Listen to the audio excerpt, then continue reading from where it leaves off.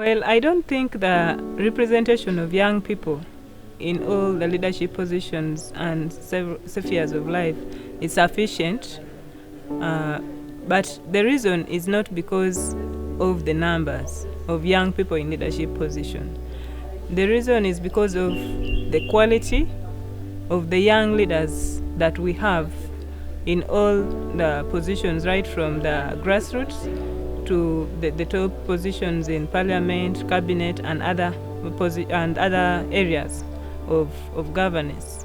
And also, even when you look at in the organizations, the managing directors, the spokespersons, how many of them are young people and how many of them front the ideas of young people in those spheres. So the reason why I talk about quality is because, first of all, the process we have when it comes to electing leaders as young people is not a clear process. It is not, the quality of that process is so bad that it does not give room to the competent young leaders to thrive. It is marred by a lot of money. There is too much monetization. So you find that the person who has more money carries on the day. And it does, in life, it is not obvious that the person who has more money has the best quality of leadership or understanding of key issues. So that and the state violence that intimidates people with great ideas from participating in the leadership contests, and the manipulation of the state when it comes to youth leadership, the brainwashing of youth leaders to the extent that they stop thinking about their fellow youth and then start thinking about how to keep and engage in the fights of the other generation is what makes the quality and the representation of leaders, of youth leaders, insufficient.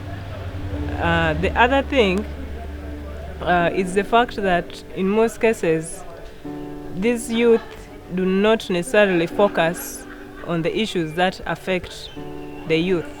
So that makes the representation insufficient, because regardless of where they are, they do not really uplift the voices of the young people.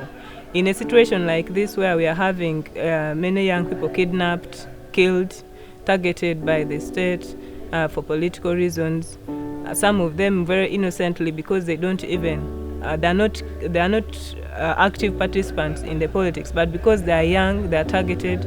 You find that we do not have the organizations and the groups that are leading young people speak for them. Instead, the people who are speaking for them are actually just maybe political organizations, civil society, and so on.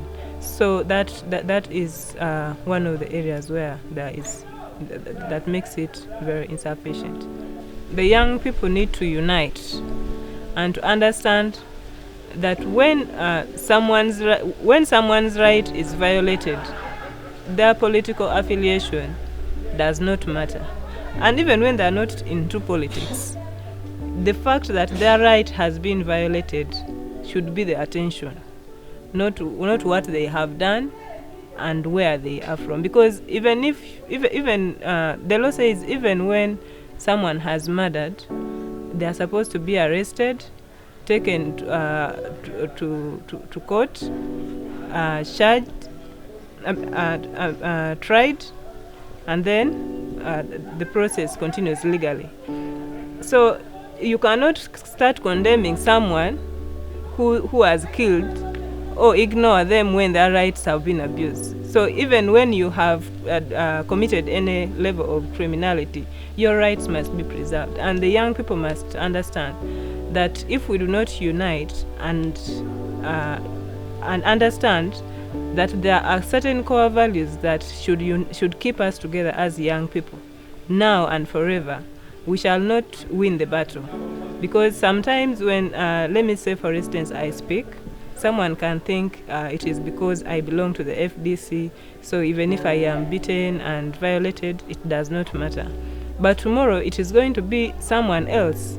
So the table just keeps turning, and therefore any injustice anywhere is injustice everywhere, and we must always stand up for those values and defend those values as a generation. We need to identify what unites us. Why am I saying we need to identify this? Because there are different formations within the country, political formations mainly. So you'll find that there is a certain youth in the NRM, there's another youth in the FDC, there's another youth in the NUP, there's another youth in the ANT, there's another youth who does not want politics, has nothing to do with it. So if we concentrate on the parties and the politics, we shall not unite, because each one of us will be defending what our organizations stand for. So as young people, we need to identify the values that unite us. We need to identify the issues that we want the government to address. We need to identify the common issues that affect us as young people. What do we want? If it is about education, is there a youth in this country who does not need education? The answer is no, because regardless of whether you want politics or you don't want it, or you belong to any political organization, you need to study, or your child needs to study, or your sister and siblings need to study. So that issues like that should unite us. If fellow youth have been brutalized and killed, issues like that should unite us, because today it is someone else, tomorrow any of us could be affected.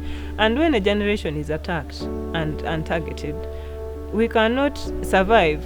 The rest of us who are there will keep there, but under suppression, because none of our views will be accepted to take lead. In other words, we shall remain there as servants of those who want to use us into their own battles, and we shall forget about our own issues.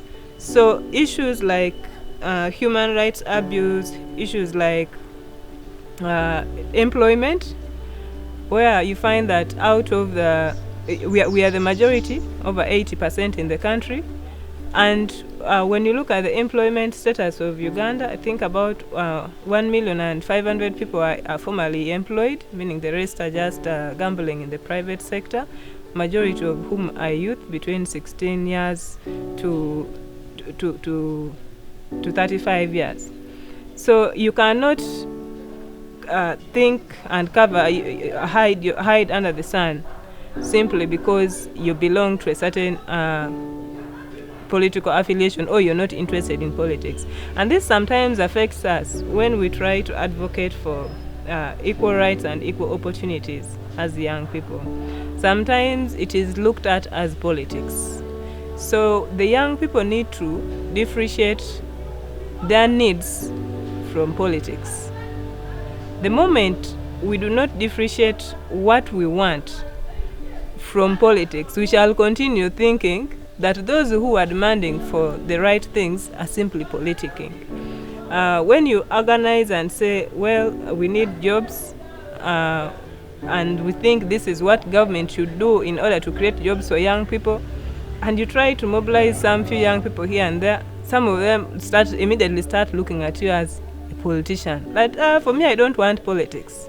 For me, I don't want politics. But an issue of employment is not politics. It's an issue of livelihood. It is an issue of empowering a young generation so that they can be able to produce for the generations that will follow.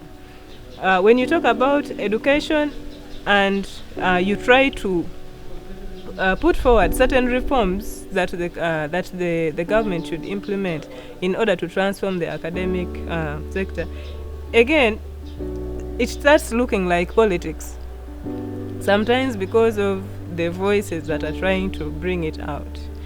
So maybe we shall need a neutral voice that is going to take lead in bringing out these issues, so that all of us from the different political affiliations join under that voice and push forward.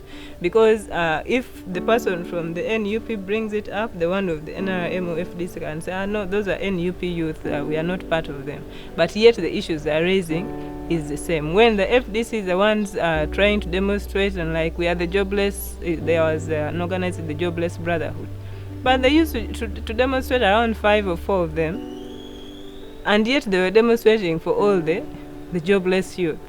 So as young people, we have deassociated ourselves from our own problems. There is what we call inactive expression of this content, that we go and we sit around somewhere in the hiding, and then we start gossiping about our problem. You see, we don't have jobs. You see, we don't actively stand out to express our discontent. We don't actively stand up to guide the direction on which our country should go, because that is very vital as young people. And again, we need to disassociate it from politics, because if the country is not run correctly, the main group that is going to be affected is the young people. And if we do not step forward and identify the ills and the ways in which our governance system has been destroyed and manipulated to affect not only our generation but the entire country, we are not doing any service to the country as young people.